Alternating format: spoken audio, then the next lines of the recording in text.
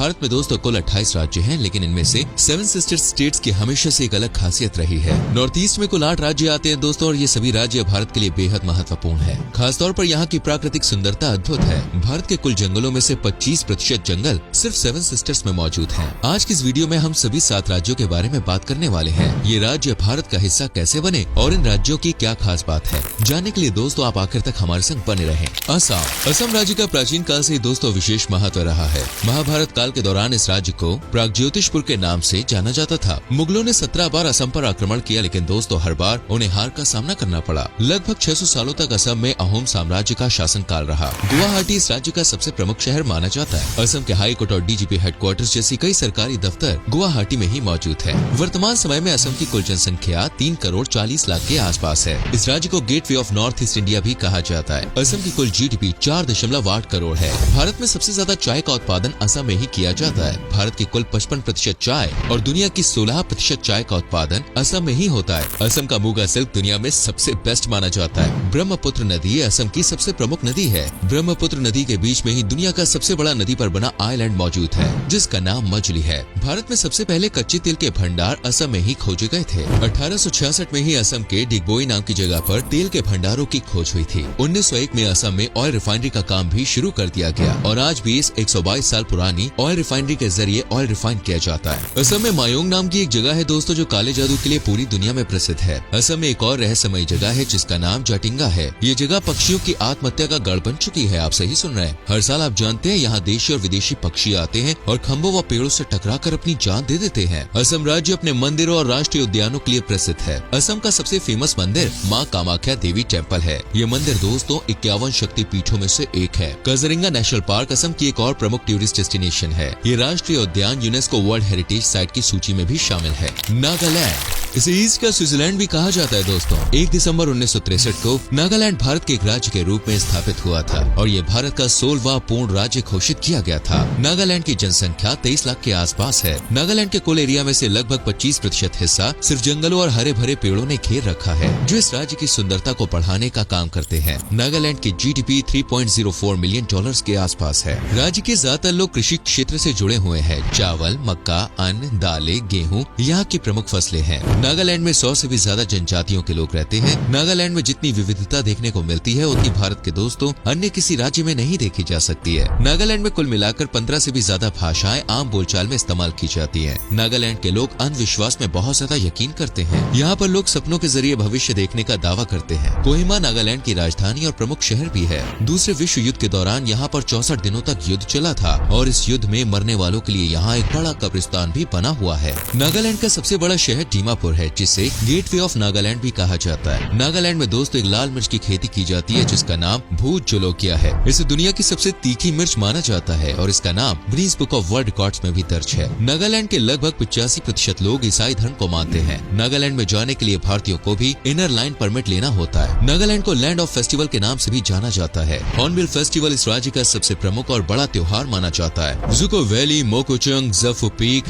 और इंटेंकी national park इस राज्य की प्रसिद्ध टूरिस्ट डेस्टिनेशंस हैं। मणिपुर, दोस्तों मणिपुर का अर्थ है मणियों यानी रत्नों की धरती। यहाँ पर सबसे ज्यादा मेटी ट्राइब के लोग रहते हैं। लगभग 60 जनजातियाँ मणिपुर में निवास करती हैं। आजादी के बाद भारत में शामिल होने वाली अंतिम जगह मणिपुर मानी जाती है। सन 1956 में मणिपुर को भारतीय सरकार ने केंद्र शासित प्रदेश के रूप में मान्यता दी थी। वहीं 1972 में इसे पूर्ण राज्य का दर्जा दे दिया गया था। मणिपुर की कुल जनसंख्या 35 लाख के आसपास पहुँच चुकी है। मणिपुर की दोस्तों अर्थव्यवस्था माइनिंग, टूरिज्म और फार्मिंग पर ही निर्भर करती है। मणिपुर में कुल 9 जिले हैं और हर जिले की अपनी एक अलग पहचान और खूबसूरती है। मणिपुर के लोग अपनी परंपरा और संस्कृति के प्रति विशेष लगाव रखते हैं। यहाँ पर जब भी कोई खास कार्यक्रम या त्योहार होता है तो सभी लोग अपनी पारंपरिक वेशभूषा में ही नजर आते हैं। मणिपुर राज्य में 3500 साल पुरानी गुफाएं मौजूद हैं, जिन्हें देखने के लिए पर्यटक यहाँ पर खींचे चले आते हैं। 200 पोलो खेल की शुरुआत 14वीं शताब्दी ईसा पूर्व के दौरान मणिपुर में ही हुई थी। 8 बार वर्ल्ड बॉक्सिंग कंपटीशन का खिताब जीतकर भारत का मान बढ़ाने वाली मैरी कॉम भी मणिपुर से ही है। टोक्यो ओलंपिक्स में सिल्वर मेडल जीतने वाली वेट लिफ्टर मीराबाई चानू की जन्मभूमि भी मणिपुर ही है। यहाँ का मणिपुरी डांस पूरी दुनिया में दोस्तों बहुत ज्यादा फेमस है। मणिपुर को ऑर्चिड बास्केट के नाम से भी जाना जाता है, क्योंकि यहाँ पर 500 से भी ज्यादा प्रकार के ऑर्चिड फूल पाए जाते हैं। मणिपुर का दोस्तों सबसे सुंदर फूल है शिरुई लिली। इस फूल की एक खास बात ये भी है कि पूरी दुनिया में फूल मणिपुर के अलावा कहीं और नहीं खिलता है। इम्फाल इस राज्य की राजधानी और सबसे प्रमुख शहर है। यहाँ पर आप नाइट लाइफ का भी भरपूर आनंद ले सकते हैं। लोकटेक लेक पूरे मणिपुर की सबसे सबसे प्रसिद्ध झील है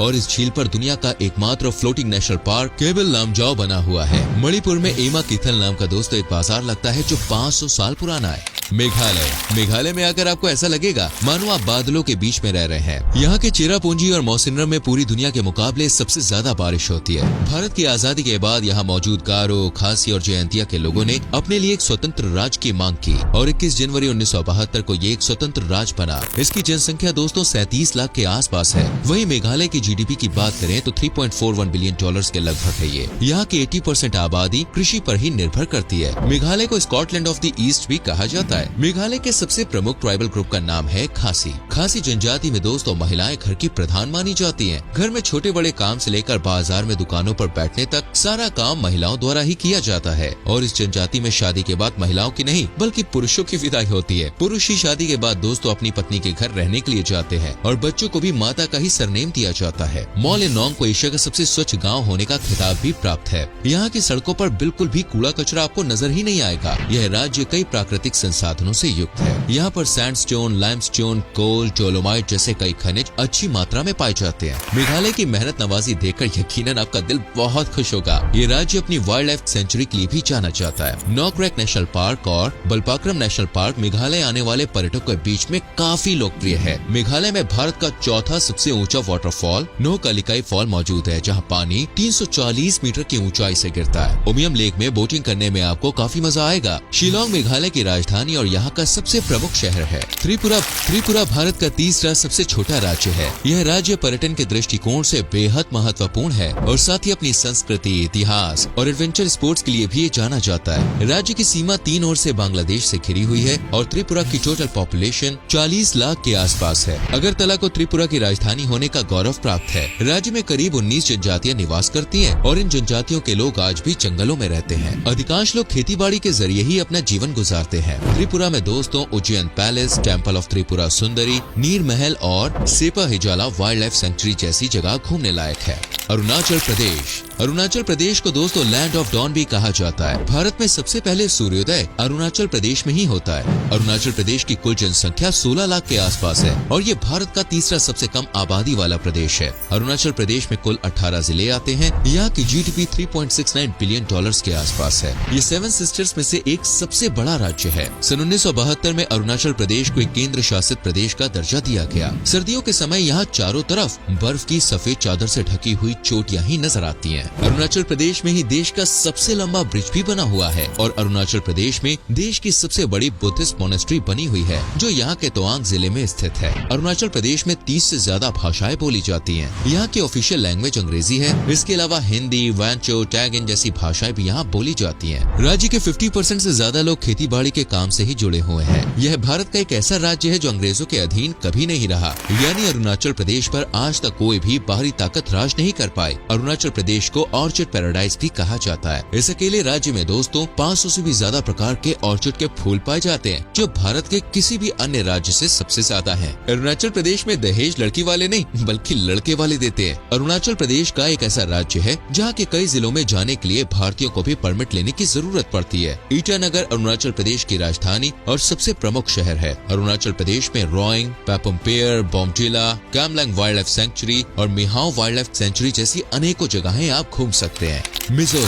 मिजोरम को दोस्तों सॉन्ग बर्ड ऑफ इंडिया के नाम से भी जाना जाता है। सन 1890 में अंग्रेजों ने इस राज्य को भी अपने अधीन कर लिया। आजादी के बाद तक मिजोरम को लुशाई हिल क्षेत्र के नाम से जाना जाता था। 1972 में मिजोरम को असम से अलग कर एक केंद्र शासित प्रदेश का दर्जा दिया गया और 20 फरवरी 1987 को यह भारत का 23वां राज्य बना। यहाँ बोली जाने वाली मिजो एक ऐसी भाषा है जिसकी कोई लिपि ही नहीं है। मिजोरम भारत में दूसरा सबसे ज्यादा लिटरेसी रेट वाला राज्य भी है। साथ ही मिजोरम में सिरचिप नाम का एक जिला है जिसका लिटरेसी रेट आप जानते हैं 98% है। मिजोरम की कुल जनसंख्या दोस्तों 13 लाख के आसपास है। मिजोरम में कुल 11 डिस्ट्रिक्ट है। इस राज्य की जीडीपी 4.3 बिलियन डॉलर्स के लगभग आंकी गई है। मिजोरम में खाना बनाने से लेकर जो यहाँ का डांस है, सेलिब्रेशन है और कई प्रकार के हैंडलूम प्रोडक्ट्स है जिसको बनाने में बांस का इस्तेमाल किया जाता है, ये सब यार बहुत फेमस है। मिजोरम में लगभग 90% लोग कृषि व्यवसाय पर ही आधारित है। साथ ही मिजोरम के जो लोग होते हैं उन्हें खाना पीना काफी अच्छा लगता है और इसलिए पान के पत्तों का उत्पादन भी यहाँ के विभिन्न जिलों में किया जाता है। मिजोरम में कई ऐसी दुकानें आपको दिख जाएंगी जहाँ पर कोई भी दुकानदार मौजूद ही नहीं है। फल और सब्जियों जैसे सामान यहाँ दुकानों पर थैलियों में बांधकर लटका दिए जाते हैं। जिस किसी को इन सामान की जरूरत होती है वो दुकान से ले लेता है और साइड में रखे बॉक्स में उसके बदले पैसे डाल देता है, जितने भी पैसे हुए हैं। आइजोल मिजोरम की राजधानी है और यहाँ का सबसे बड़ा शहर है। आर्थिक और सांस्कृतिक राजधानी का दर्जा भी आइजोल को ही प्राप्त है। दोस्तों, आपको मिजोरम में कई सारे ऐतिहासिक स्थल और वाइल्ड लाइफ पार्क भी देखने को मिल जाएंगे,